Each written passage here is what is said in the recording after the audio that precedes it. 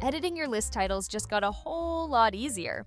With this new update, renaming and changing list colors are now simpler and faster.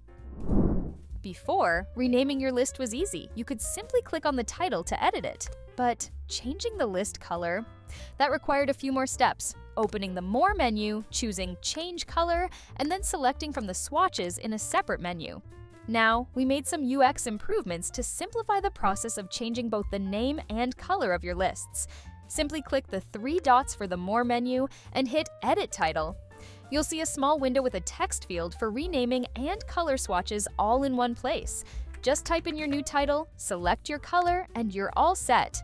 No extra menus, no hassle. With this update, editing list titles and colors takes only a few clicks, helping you customize your board exactly how you want it. Faster and easier.